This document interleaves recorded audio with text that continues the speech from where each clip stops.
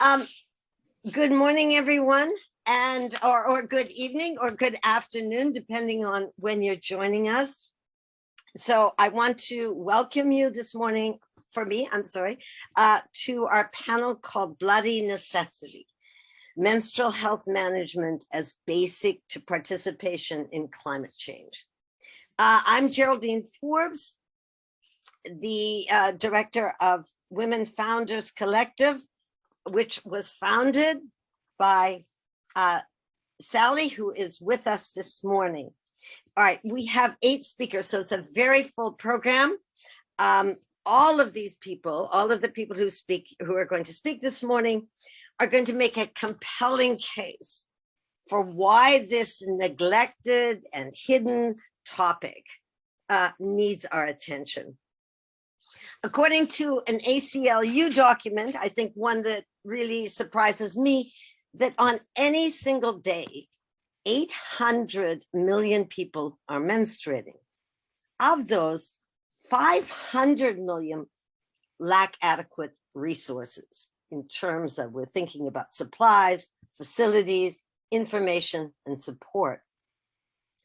Now, together, we want to argue for the importance of addressing menstrual health management so that women and girls can join every discussion, whether it is climate change or violence or civil rights. Now, so in this morning, we know that we will go, each person will speak. I'm going to ask them to speak for just 8 minutes because we have some people in our audience who I think will be fabulous if they are able to join us. So let's begin with Boitali, who is founder and director of Jobala Action Research. She will be followed by Gozi, who is the founder and lead coach of wAlvRvNW Coaching Services and founder of Healing Hearts Widows Support Foundation, followed by Jamila, who is a poet and the founder of the Shaheen Collective, Women's Resource and Welfare Association in Hyderabad, India. This is, I said, a long program. All these names are on the web. Anne Siebert-Kuhlmann, who's associate professor at the College for Public Health and Social Justice at St. Louis University. Ajay Naumai, who is the head of the Center for Social Exclusion and Inclusion Policy at the University of Hyderabad. Shania, a student from Virginia Tech, and Lauren Messina from the University of Virginia, who are, I think, are very exciting young participants, younger than the rest of us, who are going to talk about how Gen Z, is reshaping the dialogue. And finally, Professor Paula Banerjee, professor of South and Southeast Asian Studies at Calcutta University. All right, so we will begin now with Boitali. Do you want to unmute yourself? Yeah, good evening. Actually, I love to start with the goal set. Okay. Yes, there are some photographs. These are this not the purpose, but this is basically I visited those places. And these are some of the snapshots of Amphan. Actually, I love to start with SDG 6.2, where it stated very clearly by 2030, achieve access to adequate and equitable sanitation and hygiene for all, especially the girls and women, even in vulnerable situation. But my observation after the super cyclone Amphan, which is a result of climate change, hit the areas of West Bengal, which is the eastern part of India, displacing more than 700,000 people in May 2020. And that visits, I did quite a number of visits there, and those visits make me feel that we have a long way to go from that SDG 6.2. People were placed by the government in flood centers, in schools, and many of the flood centers were taken away by the government as COVID centers. Those who don't want to go there, they have been placed in roadside temporary tents, but those are very minimal infrastructure, having 2 to 3 toilets used by more than 100 people. When I visit first, I want to know what is their this experience of first menstruation after this disaster. And all of us know that girls are quite prone to apprehension, anxiety, shame, all this. But I feel after this disaster, those are in the normal situation. After this disaster only increases those things. Nothing, no changes were there. I just want to share some of the experiences, some of the incidents I got during that visit. And I just want to share some of the girls' sayings. The Fatima, when I went there, I met lots of girls. So I met Fatima first, and when I asked, Fatima just expressed before me, just, Didi, I was looking for a place safe and private where I can use my absorbent, the sanitary napkin. One of my aunts took me to a place and told those place being used by other women for the changes, napkin change. After going there, I was horrified. And I found lot of blood-stained cottons. The clothes were just dumped there. It was so filthy. I have nothing to do. I have no other alternative. The short of no supply of sanitary napkin was there at the first stage. Girls were not uncomfortable of using the clothes. They are of habit of using the clothes. That's true. But the changing is another problem. The Nirmala, the other girl, they told that there is no time to change because I don't get in space, no time, nothing. And clothes, frequently changing of clothes. You see that this is the room, this is the place of the where more than 50 women stayed. It's the space of a shelter. Is the shelter of floods. This is the disaster shelter home. So I want to see, have we seen the tents also? Tents also are there. So anyway, yeah, these are the tents. I showed about temporary tents. These are the tents. So as mentioned by Priya, that we prefer to use clothes, but our habit is to wash and reuse the clothes. They wash that one with the soap, the different soap or the different detergent that not used by others. And after that, they dry it, they reuse it. That's the general practice. But this time, they don't get that. Because water accessing is a real problem.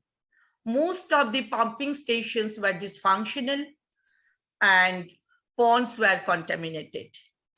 So accessing water is next to impossible, but they were managing by any way. They are getting some water for use, but ample the required amount of water is a real problem for them. This is another girl told, when I asked when you start the first menstruation, she was 14 years. She told that, yes, I got it. I got my bleeding on the same day evening, but I couldn't tell because I found everybody was so stressed, so busy surrounding that cyclone. So I couldn't tell till late night.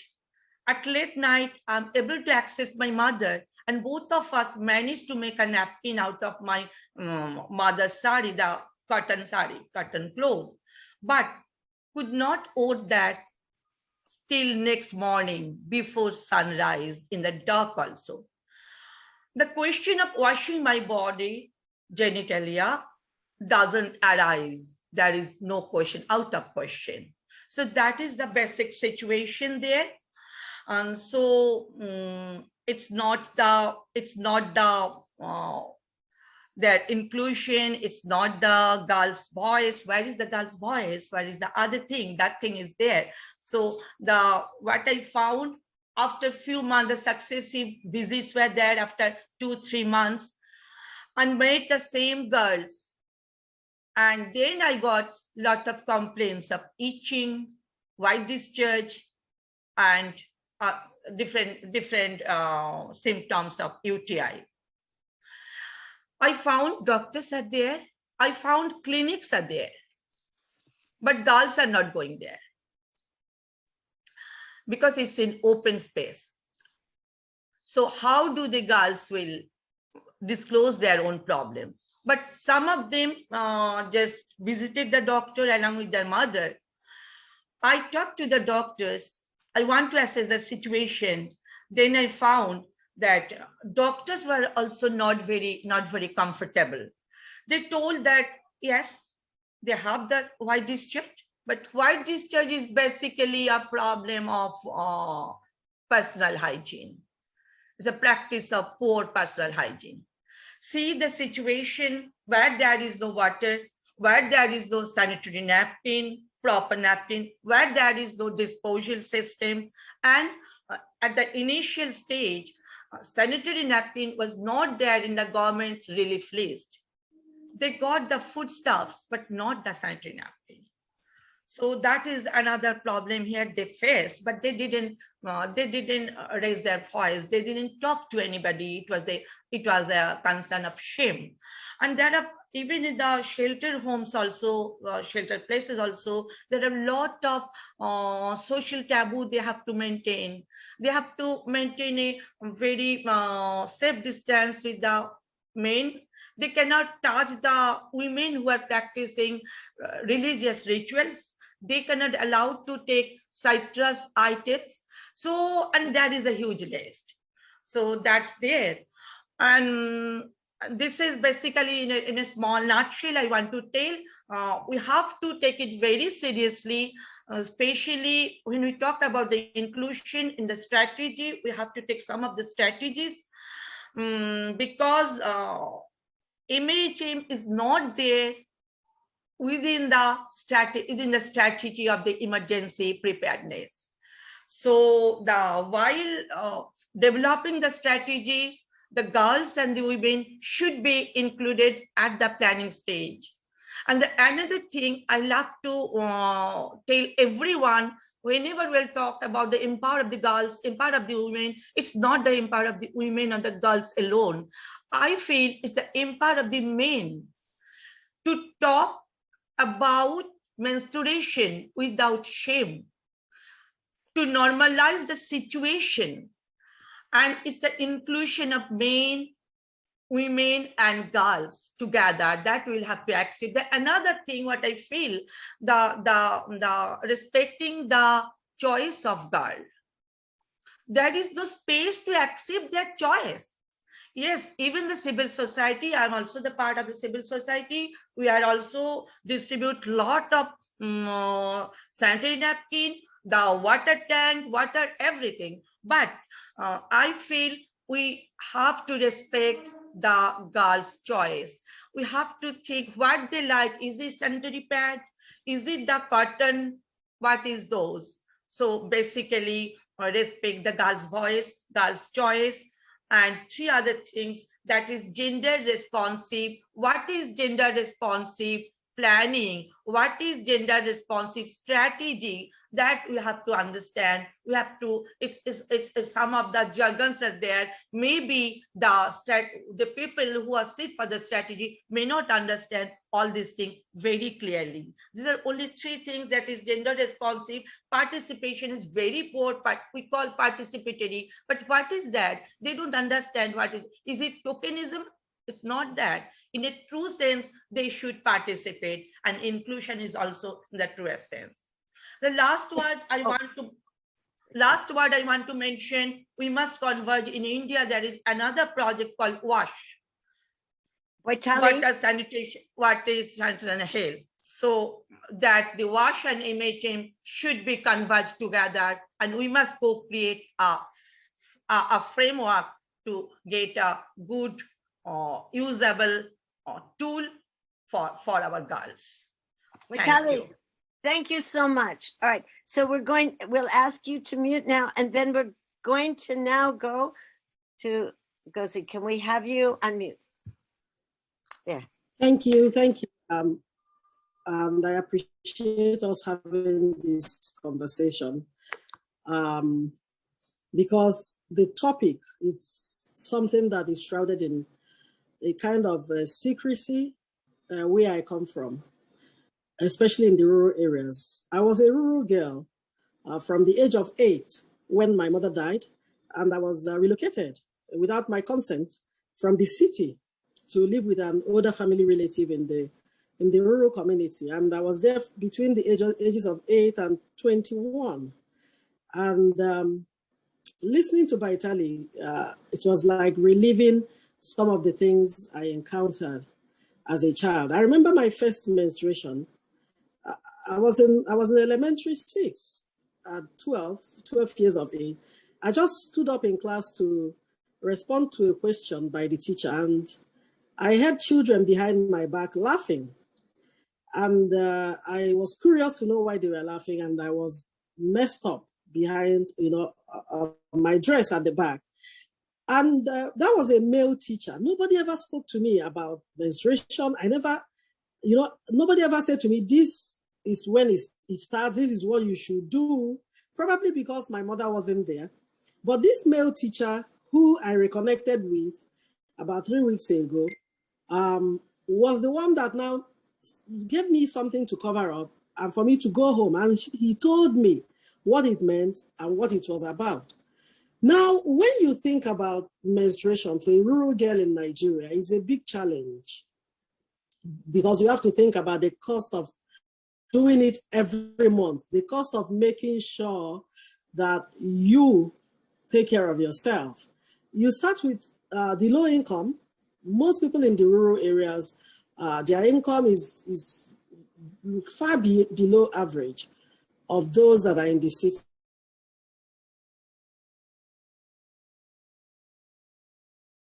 Cheapest sanitary pad. The other day I was in a store and I just asked, out of curiosity, the cheapest good quality is about $1.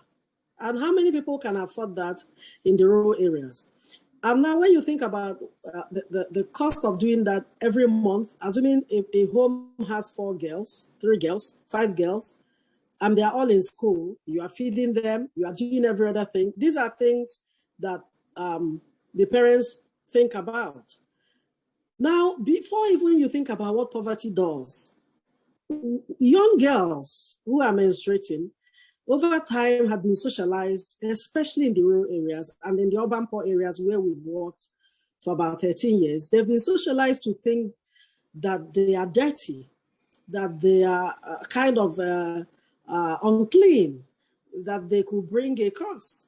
In some of the communities we have worked in the interior part of Igbo land, they will tell you that the men that are chiefs, like the titled men, that when their wives are menstruating, they don't cook for them.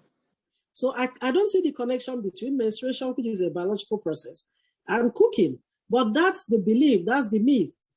And some of them will tell you that, oh, if such a thing happens, the man will have bad luck and all manner of stories.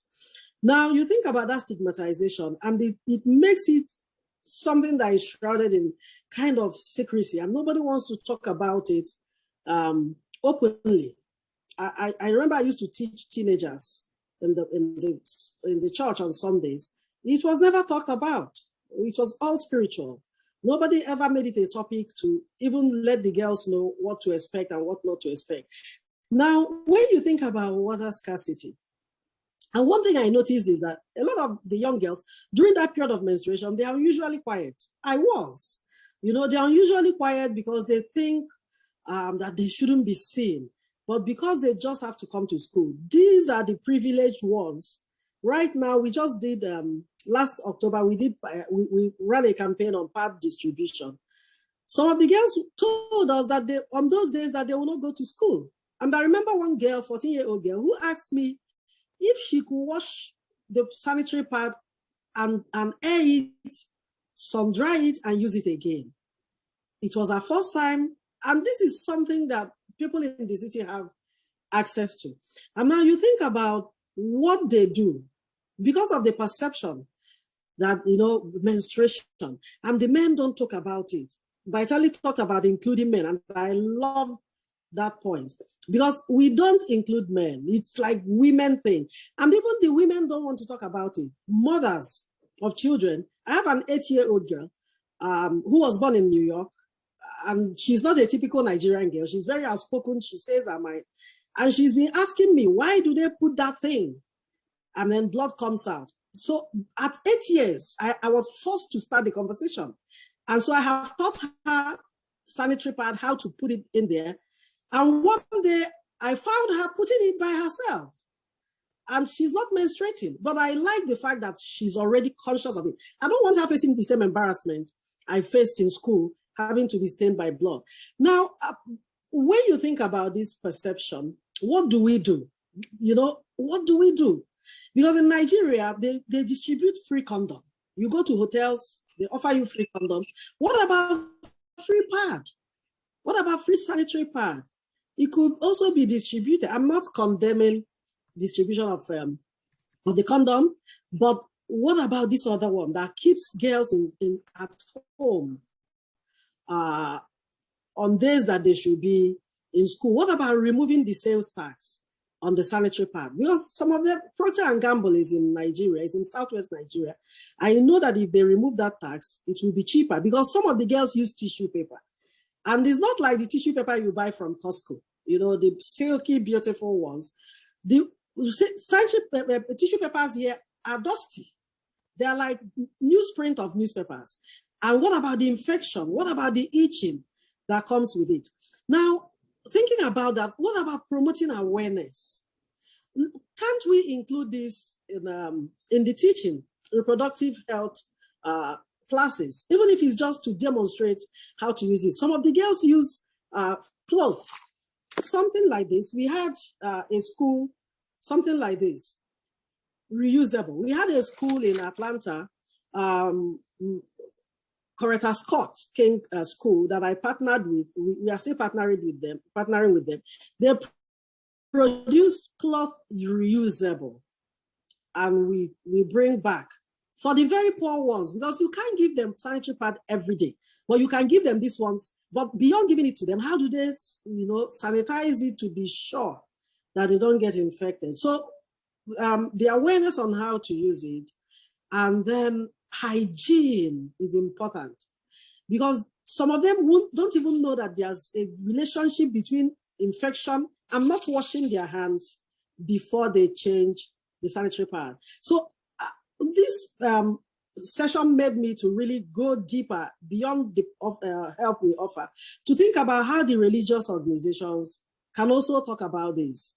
A priest can talk about it and get the churches involved. The government can get involved, because if we keep talking about schools, there are many rural girls who are out of school. Some of them are married, some of them do petty trading, and we can't continue to exclude them. And I keep saying to myself, it's not bad luck when a girl is bleeding. I have written exams while bleeding, and I passed very well. We need to begin to talk about it, to speak out on menstruation, and for us to also know that when menstruation is not taking place, a young girl should be worried. It shouldn't be the other way around, for them to be shamed because a natural process, a biological process is taking place. When it is not taking place, that's when they should be worried. That's when they should be bothered, not when it is taking place. When they should be happy to know that, they are running the course as is designed to be. So, Jerry, I want to thank you and WFC for planning this meeting, and for us to know that if we give it the attention it deserves and bring it out on mainstream of public discourse, there will be change in future. There will be change. But then finally, I live in a city that used to be the capital of Eastern Nigeria. At the moment, there's no water in this city. And so not just for the rural girls, what about the city girls who don't have access to water? 25% of people in this country who menstruate, they lack that provision. And then even the ability to make sure that they have that menstrual hygiene. I didn't talk about the privacy and the housing situation in rural areas, where the girls, some of them will have to go to the backyard in the bush to be able to change. And then the disposal and all of this kind of stuff. I'll stop here, and maybe during question and answer, I'll speak more. Thank you so much for having me. Gozi, thank you. Thank you. Okay, now we're going to move to Jamila Nishad, who's joining us from Hyderabad. Unmute.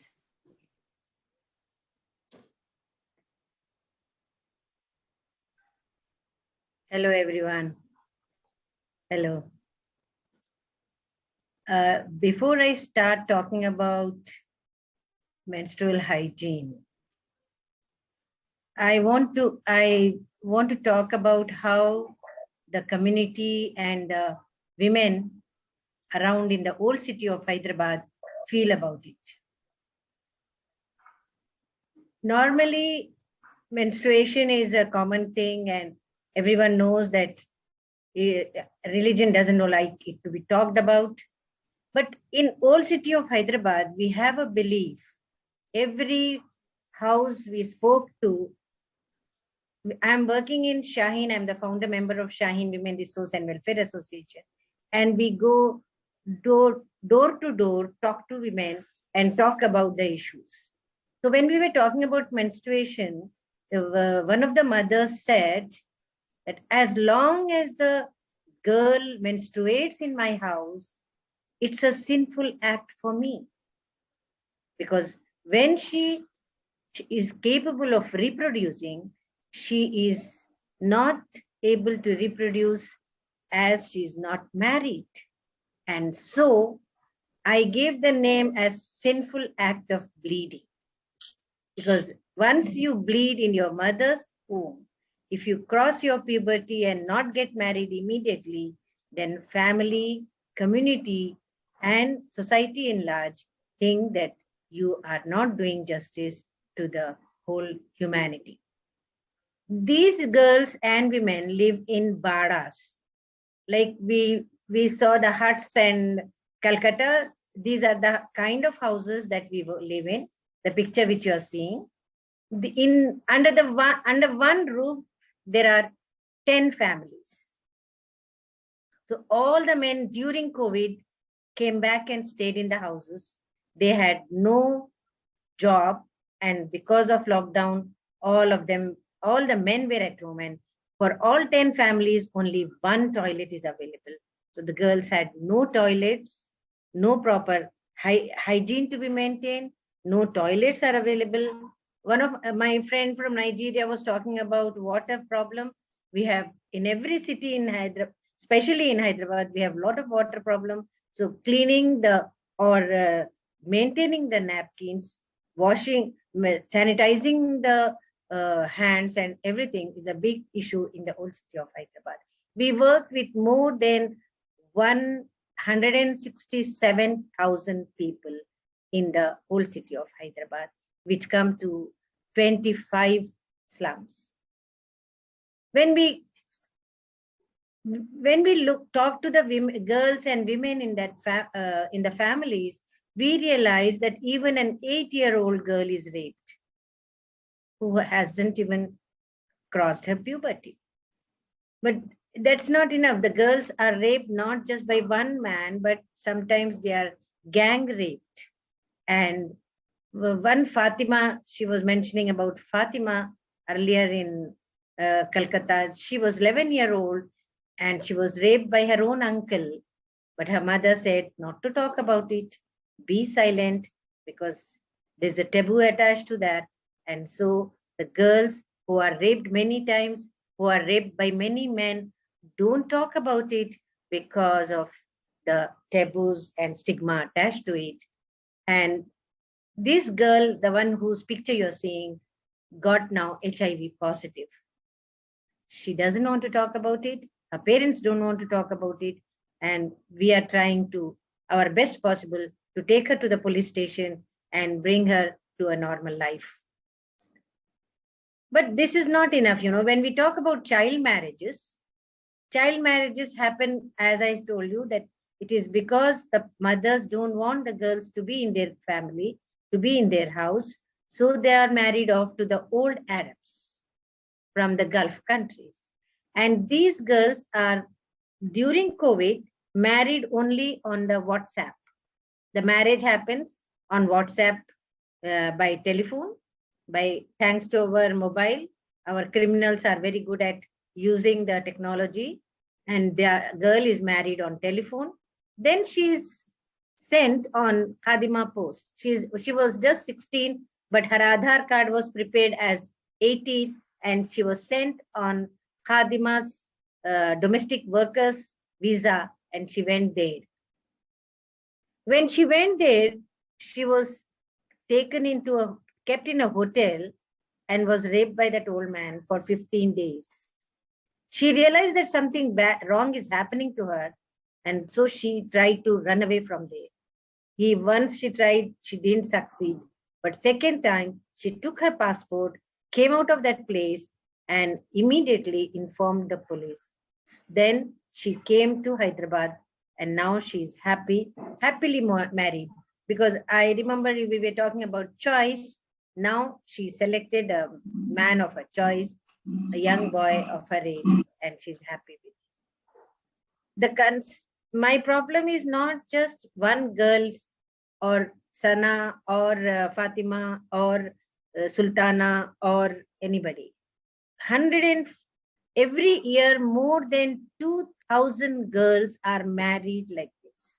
We could only save 156 girls in 1 year, but there are more than that whom we have to save from such marriages. These people are used. I will call it a flesh trade, because the girl is married once for 15 days, then she is divorced, and then she is married again. Then she stays with that other man for 15 days, again and again. Sometimes she is married 17 times. So one of the girls who had been to Gulf country wrote to her mother, "Mother, congratulations, you got 17th son-in-law." So this is what happens, but we continue to talking against it. We continue working with the girls, and we do sting operations to collect information about this. You can see the pictures, how we communicate to the people, what strategies we follow. We talk to the police, we talk to the women in the community. We demonstrate that we are against such marriages, we are against such violence, and so many a times we succeed. During COVID, the number of girls, such child marriages increased. So much so that out of 1,000 households that we surveyed, 250 child marriages took place. And these child marriages were sometimes within the same city, sometimes it was from outside the city, but because of lockdown, the whole family was staying in the house and there was no space. One of my friends was talking about having comfortable, safe space for the girls. There was no safe space for any girl in the family, as all the men, uncles, and brothers all had always staying at home and were not allowing the girls to have their free space, private space for themselves. So what we did, we made a strategy that because of floods, because of COVID, many people lost their jobs. So let us have a relief work. Relief work allows you to be in touch directly with the community. So we went to the bastis and we distributed ration and other basic necessities. And we went to the places where there were no napkins available and distributed napkins there. Most of the time, what we found that people were interested more in ration and the other necessities, but they were not very much interested to have these sanitary napkins. But we talked with them, we talked with the girls and distributed the eco-friendly napkins. Thanks to our doctors, Dr. Sneha and Dr. Neeti from Dr. Apollo Hospital, They helped us in having all these, and we gave training. We also work with the girls directly because we want the girls to be empowered so much that they should say no to marriage. And in such a case, we do meditation class, a guided imagery session where the girls sit quietly for some time and recapture the whole process of their life is comes out in front of them. And you can see one of the pictures where the girls show the pain that they have in their life. And then we discuss with the group and talk, make charts about where the child marriages are happening so that we can inform the police and take help of the police. So the police, after talking about all this, they increase the cameras, CC cameras in the area, and then they started patrolling in the area. And wherever there is a child marriage, we immediately go and stop the marriage. More in 2017, we could capture more than 40 sheikhs and brokers who were doing in this, who were involved in this crime. And thanks to our police was very supportive, and we could succeed. But 2000, we were able, 2020 and 2021, we could not do this kind of effort because of the reason was the sheikhs were not coming here, there were no flights, but the girls were going, they were going because of WhatsApp marriages, and they were going on domestic workers visa. We thought that we should continue counseling girls, we should talk about it in the public life. So we have, you can see one of the doctors talking in about sanitary napkins, about our sexual reproductive health, and the girls preparing charts about child marriages so that the girls can be aware of what is happening. So one of the girls among the group that we were working, her name was Tasneem. The moment she was married to the old Arab, she immediately rang up to the police, and the police stopped the marriage, helped us in stopping the marriage. We stopped Sana's marriage, we stopped Taslim's marriage, we stopped Tehsin's marriage, and Shehnaz, and many more like this. And we felt that it is time for us to move forward, show that we are not at home, we have to be out. We don't want violence at home or outside home. So we made the girls go on cycle, and you can see Charminar and the girls cycling on in front of the Charminar. And that's it. If there are many more questions, I can answer. Because of the limited time, I thought I should end up here. If there is any more time, I can definitely talk more about the issues, how the ASHA workers suffered, how the girls had to do double the work, the household work and caretaking work of the children. And then there was the issue of ASHA workers walking for long distances. So recently we made them learn scooter also, so that they can move from one place to another easily and happy, and so that they can do their services very well. Thank See, you. before, Thank is you. it the Thank You're you so welcome. much. We will have to have questions We'll talk it later, right? at the end. Thank you so Yes. much for connecting the menstrual health issues to the whole issue of a girl is sinful and we want her out of the house. Thank you. Now we're going to turn to Anne Schubert-Kuhlmann. All right.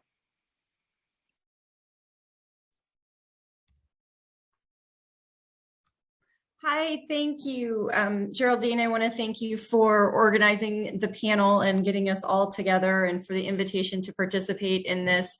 And I also want to say how much I appreciate all the comments from all the panelists thus far. It's been really interesting and kind of see all the insights and how they all come together from different perspectives. So I'm going to talk about this situation in the United States a bit.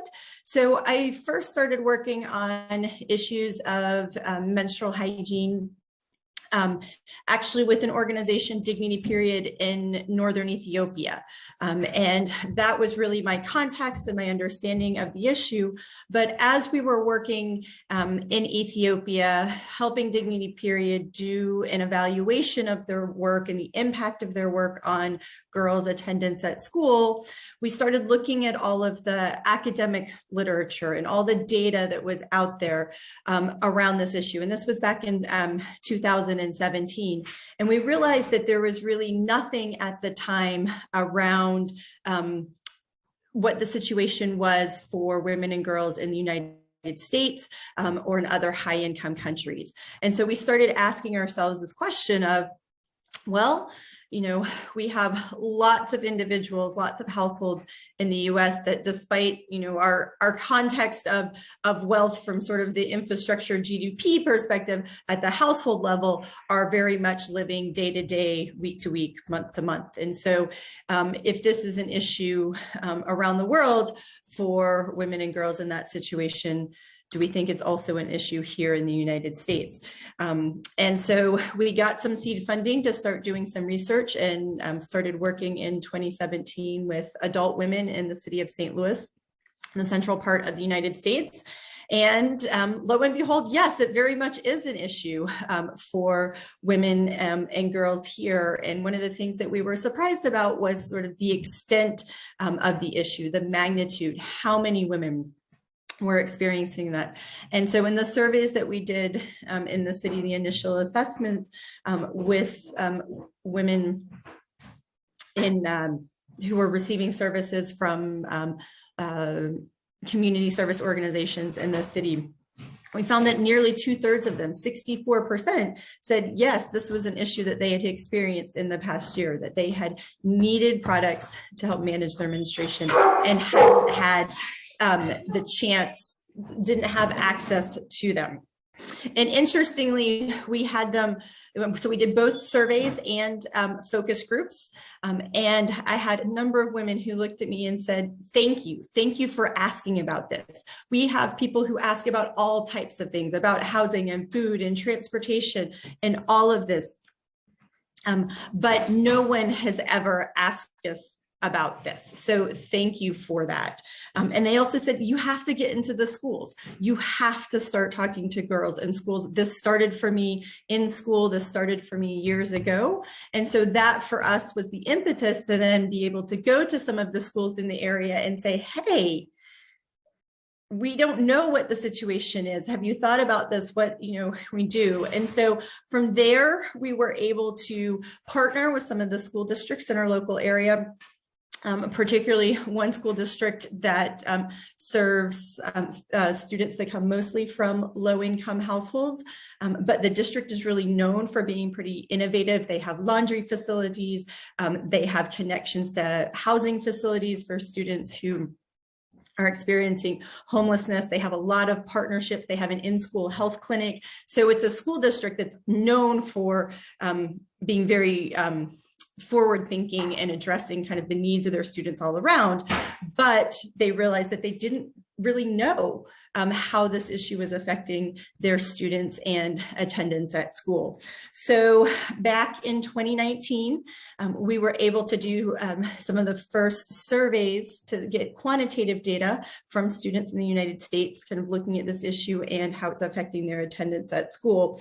And so we had 48%, so nearly half of them reported that over the previous year, at some point they had needed products, but they or their household had not been able to afford them, and that 62% of them had utilized resources at school in the previous year. So the nurse's office, the in-school health clinic, to get products when they had needed them. So they were really relying on the resources at school to get products. And then we found 17% of them had reported that they had missed at least one day the previous school year because they didn't have products when they needed them. So they were missing school from their menstruation. And this was a really small pilot study in this one school. But it was the first data from the US to say like, hey, yeah, this really is an issue for our students here, and it's affecting their attendance at school.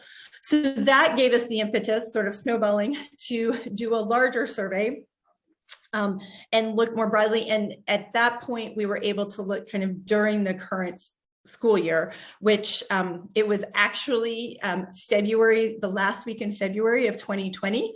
We had no idea when we were collecting that survey data that schools across the US and around the world were about to shut down for an extended period of time just a few weeks later.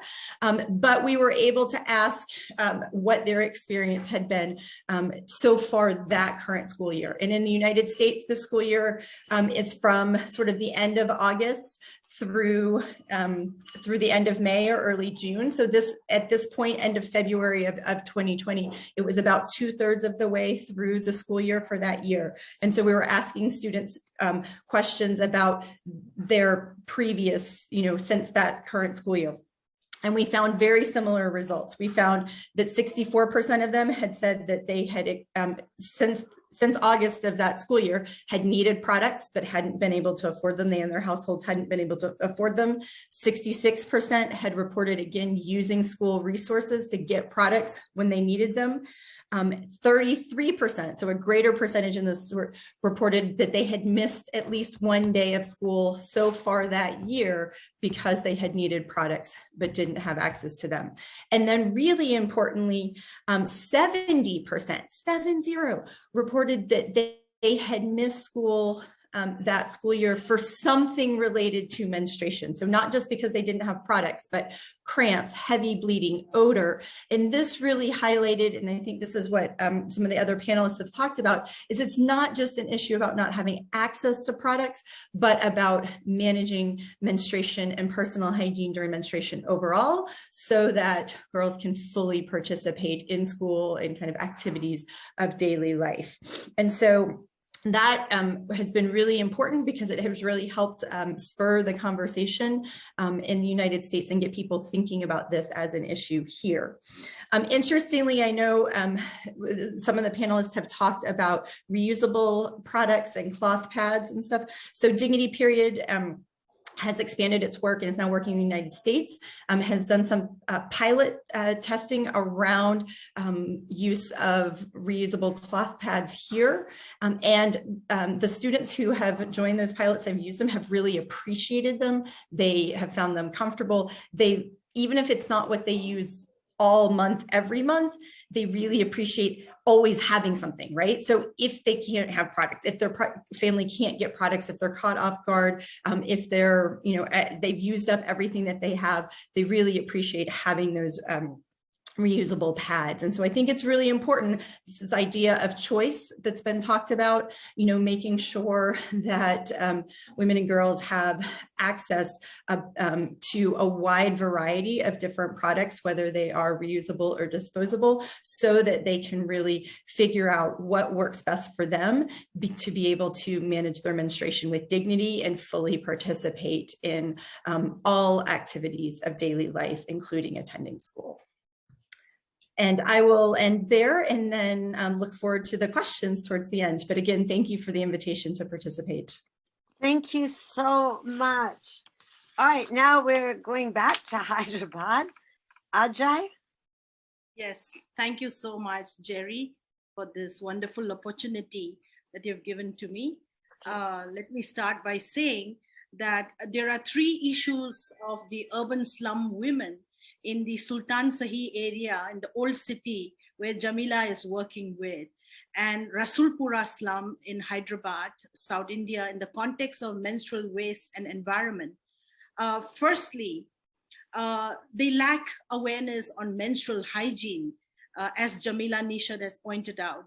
Secondly, they have a challenge to handle their sexual health due to socio-economic and cultural practices. Thirdly, they suffer from inferior status in the society due to patriarchy.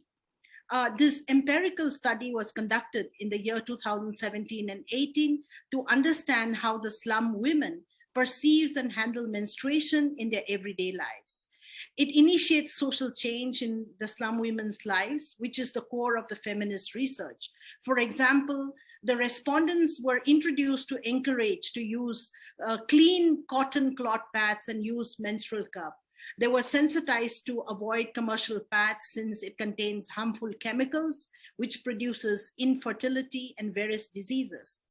And my study focuses on how gender intersects with other forms of women's oppression based on caste, religion, and the like. Now, the sample size was 400 girls and women from both Rasulpura slum in Begumpet and Sultan Sahi, and majority of them are Muslims, although Hindus and Christian comprises the rest. Now, the structured and unstructured questionnaires were distributed to them, and the individual interviews were conducted. My study found that Muslim women strictly follow the religious teachings about menstruation. They will not touch and read the Holy Quran, and but they can recite the Quran if they memorize it. They will not visit the mosque nor have physical intimacy with their spouse during menstruation. The menstruation women do not fast during Ramadan nor attempt to visit, any holy place. Now, the cultural and religious practices strengthen patriarchy, and it has become a part of Muslim women's identity.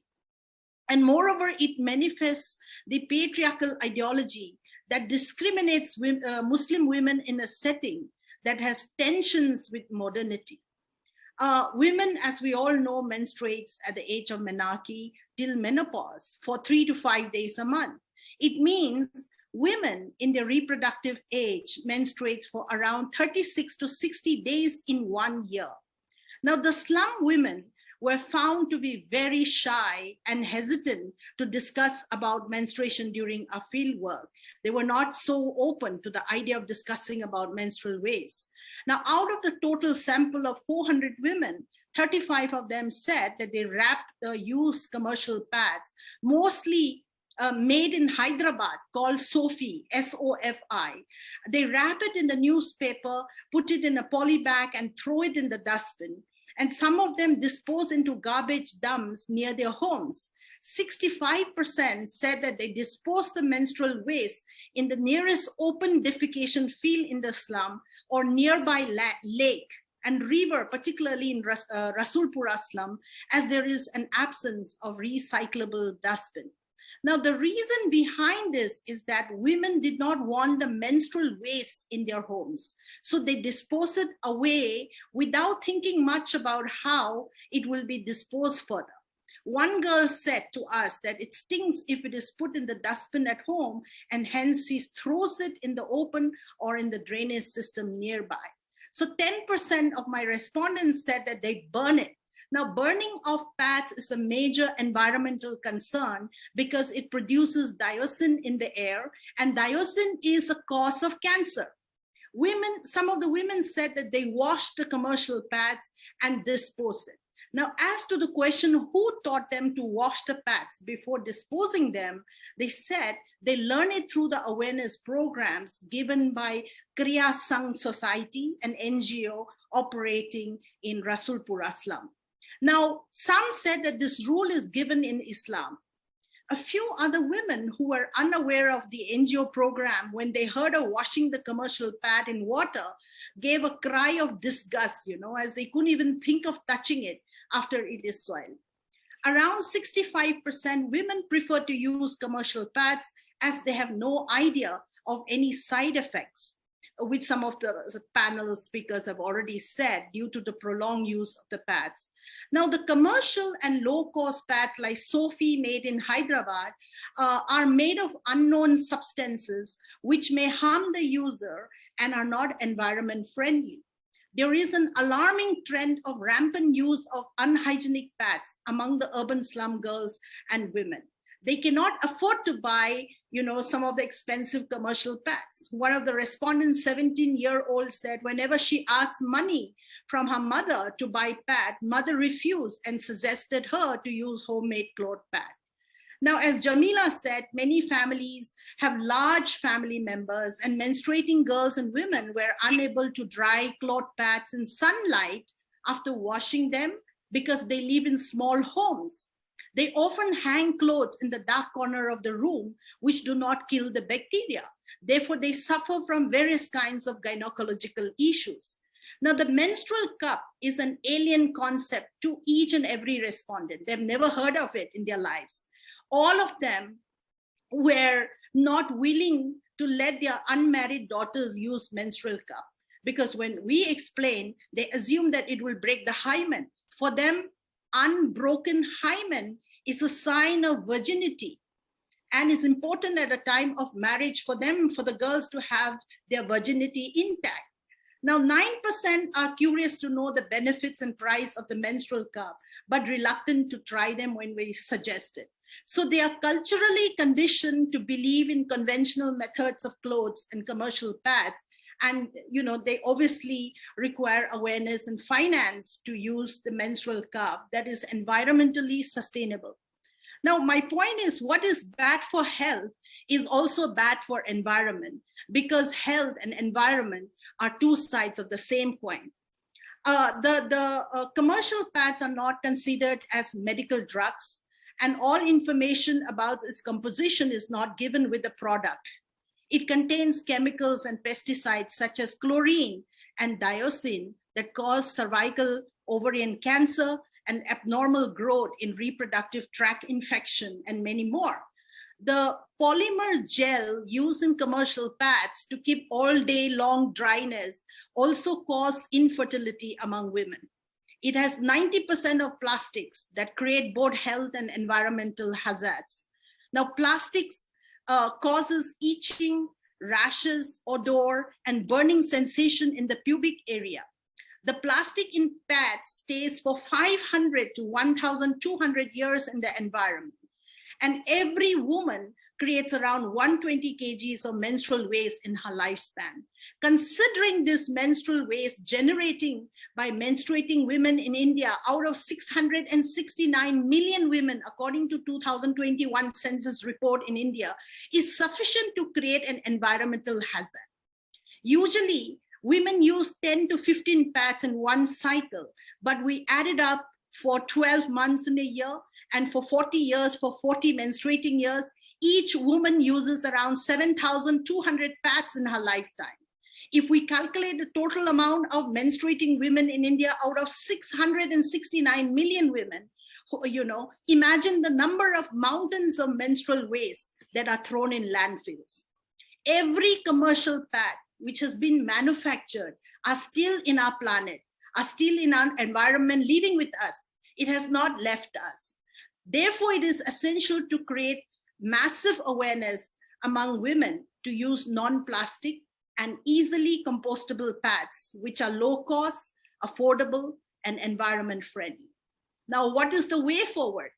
The homemade cloth pad is a healthy option as long as they can be hygienically reused.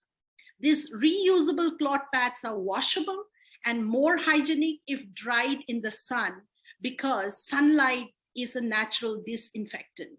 Now, another second way forward is the menstrual cup, which is basically a medical device made of food-grade silicone and cost effective.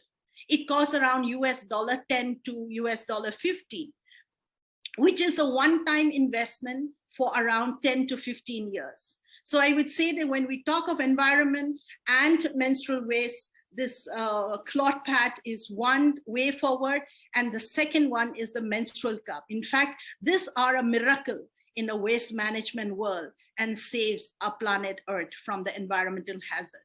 Thank you so much. I hope I'm right on time. You're right on time. Thank you so much. Now, our Gen Z girls. All right, so we have, young women. All right, we've got now, we've got Lauren and Shania. Lauren and Shania.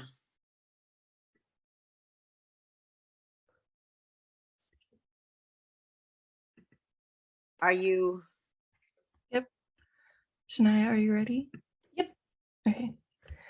Hello, my name is Lauren Messina. I use they, them pronouns, and I'm a current third year majoring in English and minoring in Indigenous Studies at the University of Virginia. And hello, my name is Shania Hawk. My pronouns are she, her, and I'm currently a third year majoring in biology and minoring in women and gender studies at Virginia Tech. And this is how to create menstrual health management activists in under 3 minutes. With social media accessible to anyone with access to the internet, the spread of local, national, and transnational news has since transformed in speed.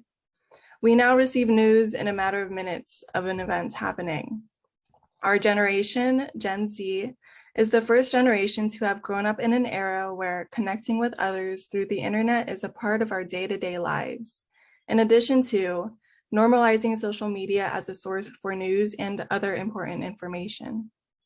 Local community members and community leaders take advantage of social media space where news travels fast and far to aid in their activism and community work. So our community members don't have to rely on writing an article for a local or national news source. Instead, they can take to their social media platforms and share information that is important to them in the way they intend to share it. We've seen this work in practice with calls to action for mutual aid, as well as protests. Activists and community organizers can use social media to educate, advocate, and mobilize movements within a global and local context. We have this powerful tool that can help audiences understand and engage with issues personally.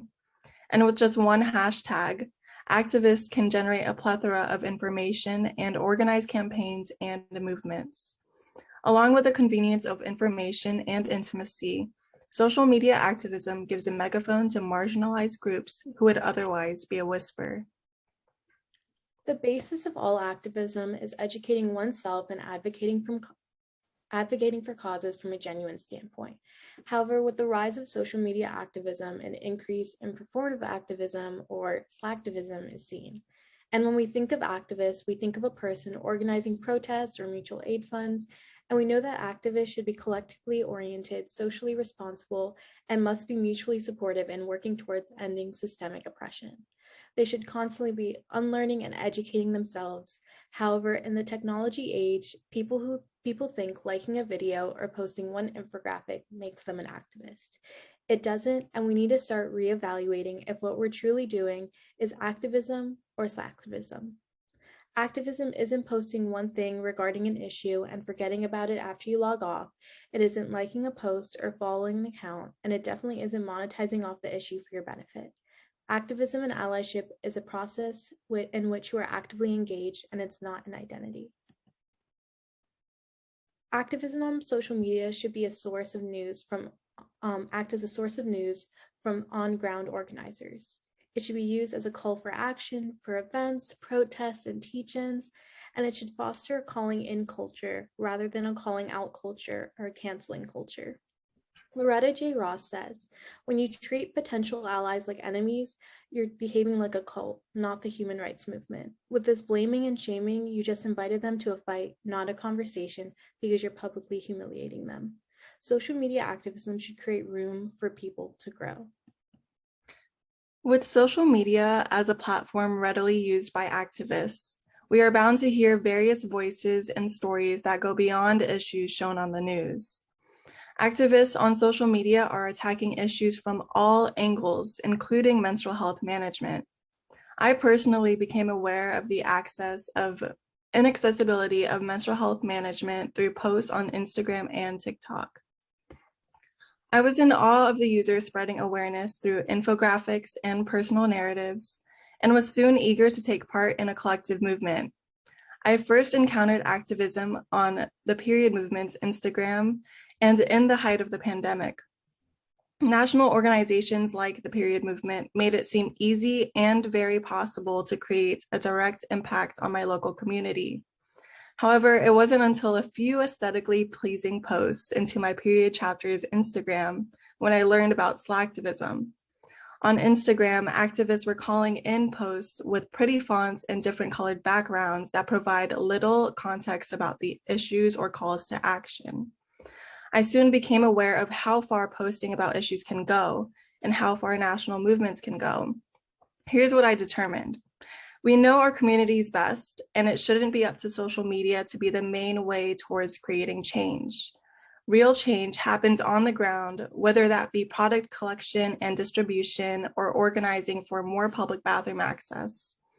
Social media is there to share the news, accomplishments, or be a way to call people to action. I'd also like to highlight collectives such as Code Red Collective, which TikTok is another encourages platform that menstrual health management activists use to share informational videos and personal narratives. There are so many different ways and categories on the menstrual health side of TikTok for how activists can get their message across and the information they want to provide to their viewers to be more comfortable with themselves and feel empowered. There's the menstrual health and medicine side, where gynecologists like Dr. Sarubala use TikTok to debunk myths about periods and share helpful information on what's normal during your period.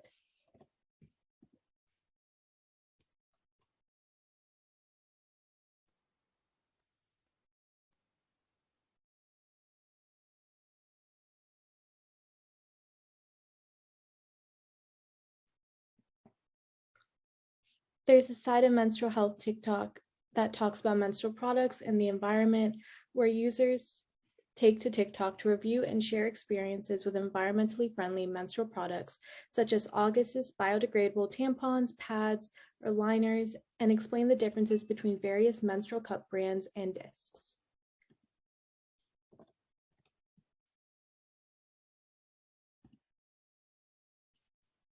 And since we can't hear the video, maybe you can just explain what she's saying. So what she's saying in the video is she's explaining the positives of using a menstrual disc or a menstrual cup. She explains how oftentimes and how you can exercise with them, swim with them, and there's nothing coming out of menstrual cups, so they're completely invisible and you can do day-to-day activities with them. And they're also more environmentally friendly since they can last to about 10 years. And they take a shorter amount to degrade in the environment. There's also underrepresented trans and non-binary menstruators who expose the exclusivity of our language around menstruation. Not all menstruators are women, and not all women menstruate. So this creator is just talking about the dysphoria that they experience when they have their menstrual cycle, often because we associate menstruation with a woman's experience. Trans and non-binary people are often left out of the conversation. TikTok is just one of many social media platforms that have contributed to destigmatizing menstruation and helping people take ownership of their bodies. It has helped people understand that menstruation isn't something shameful, it's normal and should be treated as such. For example, TikToker Nadia Okamoto shows her period blood as a way of destigmatizing the blood itself and to also help people become more comfortable with themselves, to guide new menstruators who are still navigating their bodies and the changes happening, for example. And then another overlooked perspective of menstrual health management is the environmental impact, the unaffordability of products, and the queer experience of menstruation. Like this TikTok by user It's Cassie Cass, who discusses how people in prison have limited access to menstrual products and the unaffordability of products. So some prisons may only give their inmates about 10 pads a month, which obviously is not enough. And if they want to get more pads, they're going to have to pay the doctors or have to get a prescription for more pads, which costs even more money. And a lot of inmates don't have that money to be able to pay for it and have to make makeshift pads with napkins or other such items. Technology and social media are heavily ingrained in every aspect of our lives, and we should use it to our benefit. It might seem easy to become an activist with the click of a button, but in reality, becoming an activist isn't easy. It's an ongoing process of educating oneself, understanding, and unlearning. If we want to advocate for issues like menstrual health management, we should do so without passivity. We see the power TikTok and all other social media platforms hold, and Gen Z has the strength and fierceness to use that power towards truly advocating and making responsible change. There's so many ways social media and TikTok can be used to make a difference within our communities and also be the beginning of many future activists. Despite the time constraints and this presentation being longer than 3 minutes, we hope you all walk away with a more complex understanding of activism and the impact that social media has on menstrual health management within our local and online communities. Logging off. Thank you. Thank you so much. Thank you. Thank you.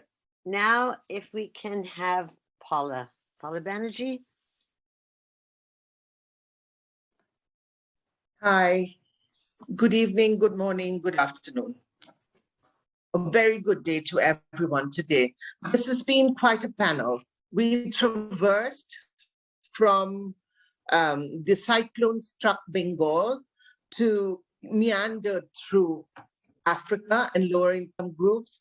And then we went on to Hyderabad. In between, we crossed United States. We traversed social media.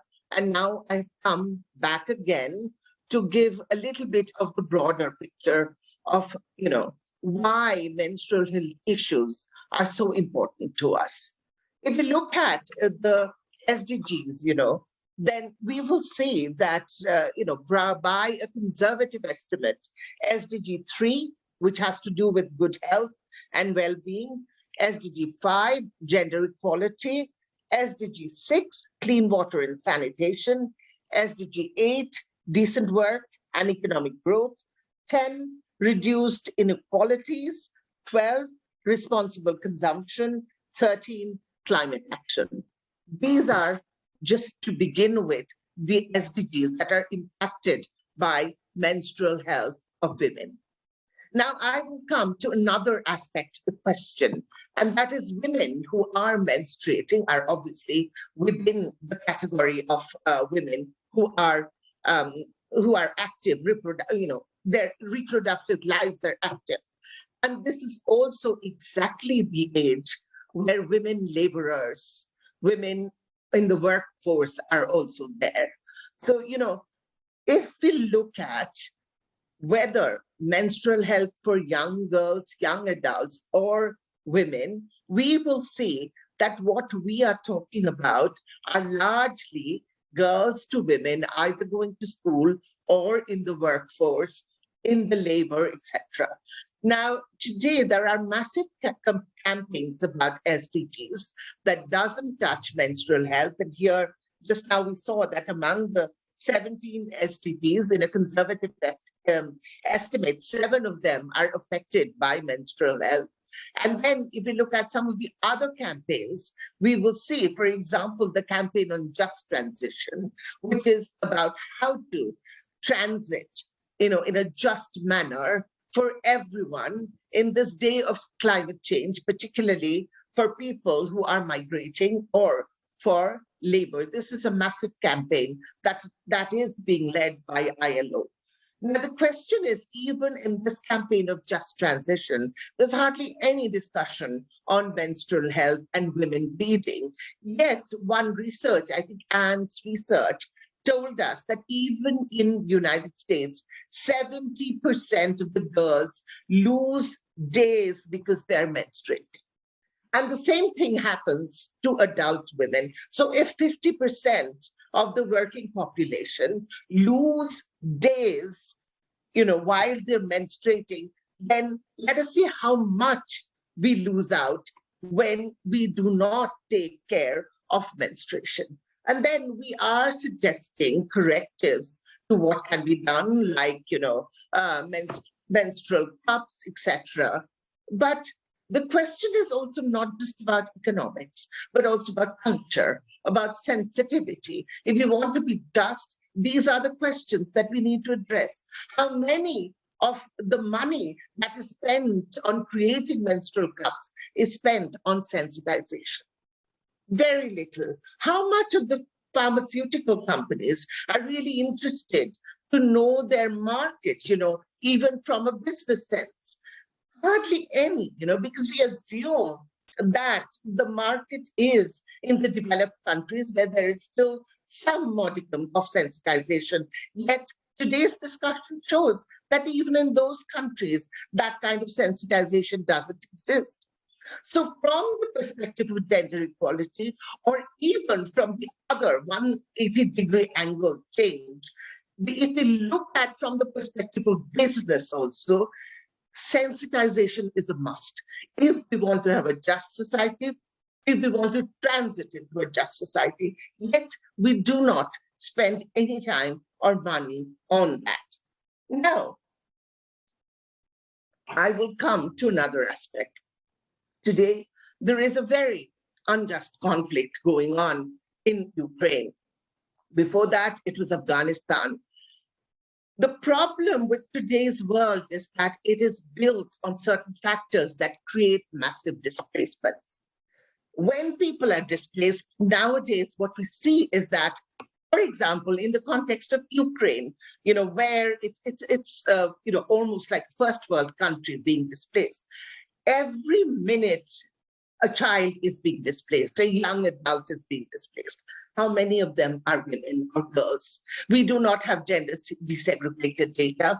Even when we have gender desegregated data, how much of us are being talked about the menstrual health of women or girls? I personally did some research on women's migration during COVID, when women were migrating, and I saw how massive the problem of not taking care of menstrual health has created for women. Boitali talked about it. Someone else also talked about it. I think Ajay talked about what is happening in the slums. A lot of these women are working women. We expect them to produce the labor, yet we never care that menstrual health is one of the most important factors of laboring women within their life cycle, and we do not take care of protecting that part of their lives. Yes, that leads to many disorders, many diseases, and pharmaceutical companies actually do research on those diseases, but they never come to the root causes. When we talk about labor and gender, we do not ever, hardly ever talk about menstrual health of women or menstrual cycle of women. When we talked about laboring women returning during lockdown in India, we all wept for, these people who were lying on the railway tracks and getting butchered, or being taken into train and being packed in situations of black holes. But one of the most important compounding factor was there were many menstruating women, and we did not take care of them. I personally interviewed a young woman, 16-year-old girl, who was walking back from Madhya Pradesh into Chhattisgarh and then Bihar to Jharkhand. She said one of the most difficult aspects of her problem was it was days. She was taking days to walk back home, and yet there was not a single place where she could get sanitary napkins, where she could get any kind of help, any privacy to change, no sanitation at all. And when she came back to her village, inevitably she was struck with UTIs and other kinds of complications. This is not the story of a single working woman. This is not the story of just one laboring woman. More than 60 to 70% of migrant women laborers talk about these issues leading to not just physical health problems, but also, as Bozi said, the stigma, the trauma related to stigma. We do not see how all of these is being compounded through, our inactions, lack of sensitization, and any other programs, even for us, for activists, our correctives are sort of umbrella correctives. We do not understand that menstrual health is so closely related to experiences, to culture, to different aspects. There are certain commonalities, and that is why menstrual health is so very important a fact, because it has those umbrella connections that gender activists have to make, and women, girls that she talked about, and Ajay's girls that she talked about, all face issues with menstrual health, Yet, all of these problems are also very, very context specific, just like, gender activists like us face. And in every issue, in every crisis, the issue of menstrual health and problems related to menstrual health gets compounded. We have seen this in Afghanistan. We are seeing this among Ukrainian refugees. We've seen this among returning migrant workers in India. We have seen it in every context. So isn't it time that when we talk about environment, we see what a massive cost this lack of sensitivity about menstrual health has on environment? I think we should give a clarion call for all activists to get together who are working on this issue and tell people that this is, in itself, gender equality is desirable. But this is not just about equality. It is also good business to talk about it. It is also good governance to talk about it and to do something about it. Thank you very much. Thank you so much, Paula, for sort of bringing the different conversations together.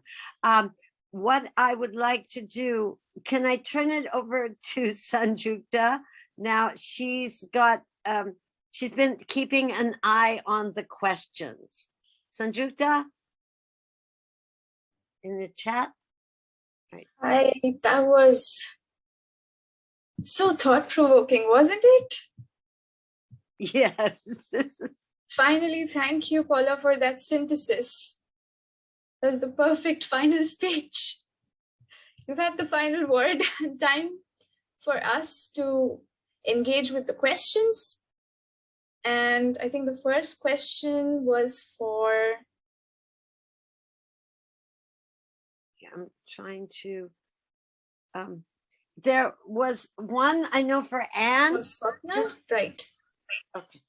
Anne, could you just mention, okay, I think Chapna's question was about what part, something a little more about the context, the geographical context. Yes. So the first question was from Anesha to Jamila. Oh, okay. Yeah. So don't you think, apart from encouraging women to be self-independent, oh my God, is my voice echoing? No, it's okay. No, it's okay. Isn't it also necessary that men of those societal areas are also needed to be given broad-minded education and knowledge? Jamila, would you like to take it? Of course, surely. But the men should be ready for that. Recently, when we were doing our home visits, one of the corporators and the group of men came to Shaheen and said, "What is this you're doing? Why do you want to go to door and talk to women? What's the need of talking about domestic violence? What is the need of talking to girls about all those unnecessary things?" And they attacked us. Immediately, luckily, we called the police. And then things got subsided. But our books, the record books which we were maintaining, were all burned by them. I'm saying this because it takes hell of a time to sensitize them. It's not so easy. I have experienced it. Many a times people say, why don't we talk to men? Why don't we change their mindset? It's not so easy. It takes a long time. We are working for last 20 years and still we feel that the men are not mentally ready. They come to Shaheen only when their sisters are affected. They don't come when they create problems for their own wives or they marry their daughters off. So it takes hell of a time. And it all goes against culture and religion. So we are called anti-culture people, anti-Muslim people. So it takes time. We are doing it. We are not going back. We are facing it and we are trying to sensitize them. In fact, in one of our projects, we have made it a point that this year we will sensitize at least older men, we cannot do anything. But at least 25 to 35-year-old boys, we are planning to sensitize them. In 1 year, minimum 25 boys. That's our target this year. Thank that you. will take time. right, this is a little scary about sensitizing. All right, so now I think this question, Anne, I see is on, could about just a little bit more about the geographical area, I think. Right. So I'm located in St. Louis, Missouri, which is in the central part of the United States. It's a metropolitan area of about 2 million people. And it's about, most people know where Chicago is, on the southern border of Lake Michigan. We're about 5 hours straight south of Chicago on the, along the banks of the Mississippi River. It's a city that has so it's a diverse city. It has a large population of Black African-American residents. We have tremendous inequities, particularly health inequities in racial and ethnic comparisons in our city. And so, for example, the maternal mortality rate for Black women in the city is about 3 times as high as it is for white women in the city. So. Did that answer the question?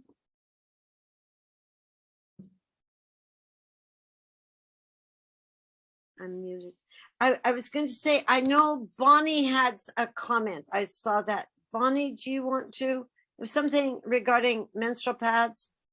Sure. I realize that this is not the forum to discuss, the pros and cons of every kind of thing that we can use to stop or to, manage our periods. But I was a little concerned at the drawing of a line between all pads and causing infertility. So perhaps one or two of our speakers might want to speak to that. Yeah. Can Ajay, yes, because actually Ajay was talking about a particular kind, right? I think. Yeah. I mentioned that this sanitary commercial pads are, harmful because it has chemicals, and when we burn the pads, it creates dioxin in the air that again cause cancer, and polymer gel that is supposed to be harmless, but in the long run it causes infertility. And this is not my words, but I have interviewed doctors, I've interviewed the NGO workers. There's also not only Jamila that I interviewed, I've interviewed another NGO in Hyderabad, which is exclusively dealing with menstruation. It's called Period Hub and Nari Wellness. So the lady concerned, her name is Anju Arora. She is the one while interviewing who told me that this prolonged use of polymer gel will also create kind of infertility, and this use of pads. I mean, let me just show you that, this sanitary pads. I'm just holding 3 varieties of pads. This, when I have been reading it back to back. This pads doesn't have any contents, they say long, stain protection, long day, what do you say? 8 hours of stain protection and fresh, and it's aloe vera, it's it's what do you call, organic, but it doesn't have this contents at all anywhere. Maybe in US or in Europe, the companies may have mentioned what is the content, but in India it doesn't have any lines which says that certain products, non-chemical products are used. So the research, I mean, since 2017, I have been trying to find out what actually contains here. Nobody knows, but some of the NGOs like this Nari Wellness and Period Hub that exclusively handles menstruation have told me during the individual interview that this have chemicals. So based on my findings, I shared whatever that I know of. And I will be happy if you can explain further by stating that this doesn't have chemicals. I'll be happy to learn new perspective from you. And thank you for raising this question. Thank you for your clarification. I appreciate it. Thank you. Actually, now we are at We are just about at 9:30, which is the time, I mean, an hour and a half, which is the time that we've been allotted. There was a question, all right, and a question asking about access to the recording. I have a list of everybody, at least who signed up for this. So I can send you an email that if you would like the recording, I think not everyone who signed up has managed to get on. But what I just want to take my, 10 seconds at the end to thank all the participants who spoke this morning. I'm absolutely delighted with what you've been able to say and what you've added to the discussion. I think there was a comment in the chat about this is really illuminating, and it is. I have learned so much from you, and I want to say thank you so much, and thank you for joining us. Bye. Bye, everyone. Thank you.